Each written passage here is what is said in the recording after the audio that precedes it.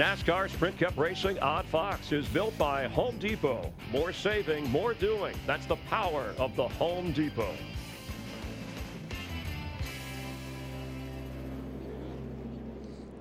Under caution for the 6th time today. Excuse me.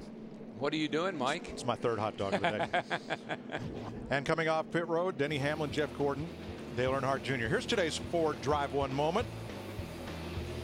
Teammates Dale Jarrett and Ricky Rudd battle to the finish. Jarrett passes Rudd with 6 laps to go, goes on to win his only Martinsville win. It came in his 30th start here. Most starts before winning at Martinsville for any driver. Ford swept the top 3 spots as Jeff Burton took 3rd. And if you want to win a Ford Fusion, log on to WeRaceUwin.com and see how. Hey, Mike, speaking of Fords, I'd like to say hi to Earl Brooks.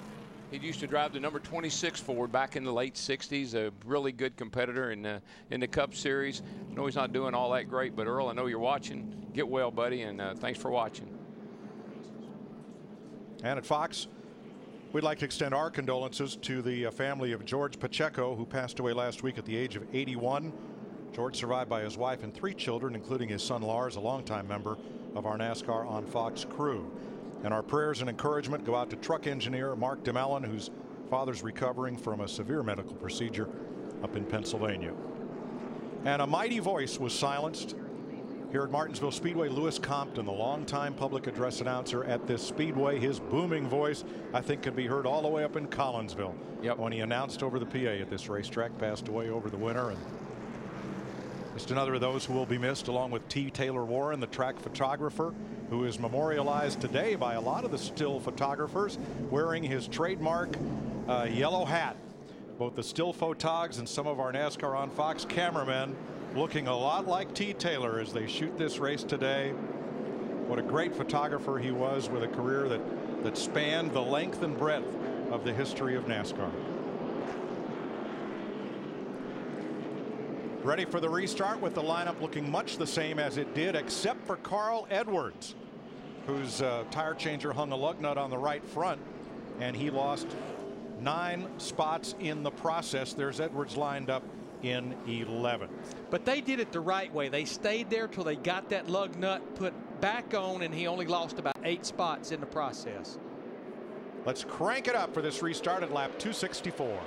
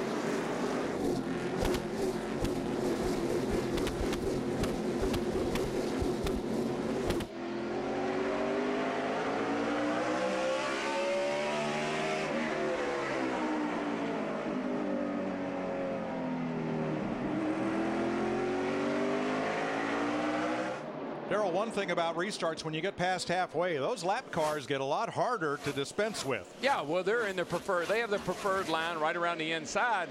So you've got to try to figure out how to either get under them off the corner or they give you enough room to get around them on the outside. It makes it very, very. You've got to anticipate so much on a track like this. You got to anticipate that guy going so that you be just a tick ahead of him so you can get by him. I know who has the preferred package right now, though, is Denny Hamlin, because he's clicking the fastest lap that he has run in this race here in the lap 265 to 268 range. And look who else just turned his fastest lap of the race. 3rd place, Dale Earnhardt Jr. Now Tony Stewart has dropped back to 7th in the running order. Krista? Well, on that run, Mike, Tony actually, remember on the previous run, he said he was about 2/3 of the way happy. Well, that was a better run for him. But about 85 laps in, he started losing forward bite. He thought he wanted the car to turn better. He changed his mind right before that stop. He said, forget about the rotation. I need the bite. They made an air pressure adjustment to try to give Tony more grip.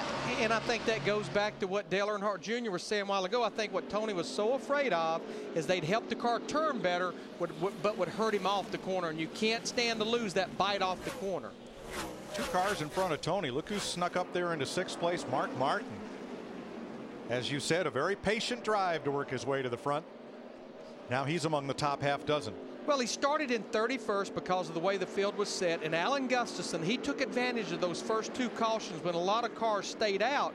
He came to pit road and he started making his car better early with adjustments. Let's take a look at the 11 car. You know, we are always talking about adjusting your brake bias. Now, one of the things that the really smart guys do, when you've got 4 fresh tires and you're full of fuel, you want a little bit different brake combination. He is screwing rear brake into the car because you've got gas in the back. You've got 150 pounds of fuel back there, 4 fresh tires. You can get a little bit more grip out of those rear tires. He'll probably take a little of that off once they get into a run. Yeah, these cars have 2 master cylinders, one for the front wheels, one for the rear wheels, and you can adjust the bias. That's one of the few things that a driver can adjust on sitting in the cockpit of the race car.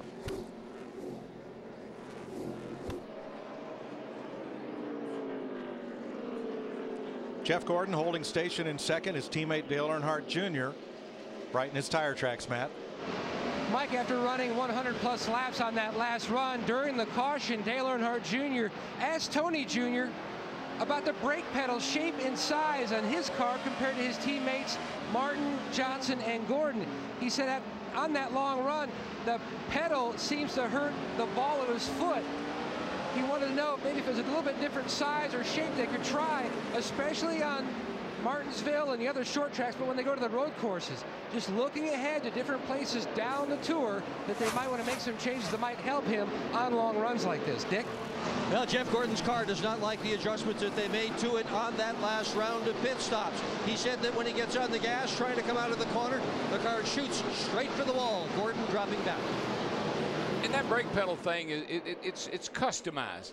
Every driver likes something a little bit different, but what happens here is you brake with your left foot, and your left leg will get tired, and you have to put that over on the footrest and use your right foot for gassing and braking to give that thing a little rest. This is a battle between teammates right here. Jamie McMurray in the 26 car started back in 28th position, and Carl Edwards, who lost those spots on pit road a minute ago, he just lost a spot to his teammate, the 26. Krista, I believe they're making that 26 better and better. Absolutely, Larry Mack. The folks in Joplin, Missouri are on their feet because their driver started 28th. He is up to 11. They've been alternating pit strategies, 4 tires and then 2 every other stop. Jamie McMurray has raced here 12 times. He has 7 top 10s. This is a great track for him. Left rear tire down on the 99. And he almost stacked up the whole field behind him. I'm pretty sure somebody probably cut that tire down. I don't mean intentionally, but pretty sure the splitter might have gotten that left rear tire. Looks like right there from David Rudiman in the 00 car. And as you mentioned, Darrell, you don't run that safety inner liner here because it's a short track. And you're all the way down on the rim when you have that problem. That splitter is sharp and it's tough. Yeah, it's a blade. We don't run the inner liner so we don't build up so much heat. What's the reason? Well, weight. And you know, normally, I mean, we're not running speeds here where when you blow a right front tire, when you blow a tire out, that you can't get the car woed up. Maybe with this new front splitter, might be a good idea. Well, it's just more heat, Mike. True. I mean, with the brakes and everything else, you got another tire in there. It just get hot that much quicker. But just remember, what put him back there was the problem he had on pit road, that last pit stop. He had been running up there in the top 5, where you see these guys kind of spread out right now. So, yeah, you can say the problem was the splitter on Rudiman's car. The problem goes all the way back to that last pit stop. And just a little bit more on the inner liner. You run the air pressure so low here that you couldn't have enough air in the inner liner to keep it from not floating around inside the tire. We only run 8-10 pounds on left sides. Brian Vickers in 10th place. Is there a problem there, Steve? Well, Mike, we heard Jeff Hammond and Chris Myers talking about Brian Vickers lurking around that top 10 all day. Vickers says he feels like he has a tire rub. His spotter, Chris Lambert, keeping an eye on the situation. He's sitting up there in the top 10. And Darrell may have said it, but I was focused in on the 99 car. One reason we don't run interliners at short tracks and road courses, heat is an issue anyhow, and that interliner generates more heat because it's a tire within the tire. 285 laps complete, 215 to go. Denny Hamlin leading Jeff Gordon by half a second. What happens to a tire? Not good. That. Boom.